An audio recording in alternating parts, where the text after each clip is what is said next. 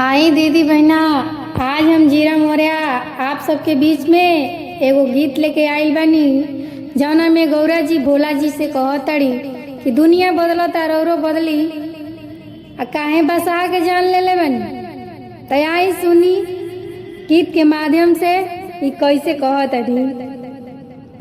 बसा बुढ़ैले काहे करे निसवारी, अरे ए भोला जी, अरे ए भोला जी, एगो किल ही गाड़ी, अरे ए भोला जी, एगो किल ही गाड़ी, अरे ए भोला जी।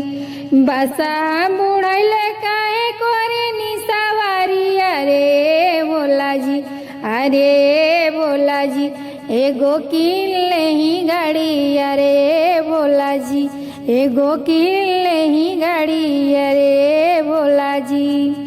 बसा की उम्र भइल कर दिया राम, अरे ए भोला जी, अरे ए भोला जी, जनकाराई उनसे काम, ये भोला जी, जनकाराई उनसे काम, ये भोला जी। उता हो गईले लाचार, ये भोला जी, उता हो गईले लाचार, ये भोला जी।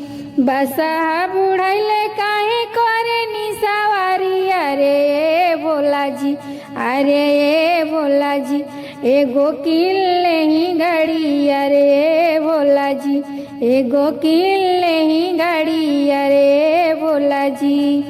बसा के देखी देखी दाया बड़ी लागे, अरे ए भोला जी, अरे ए भोला जी, तनी दाया बरसा दी, अरे ए भोला जी, तनी दाया बरसा दी, अरे ए भोला जी।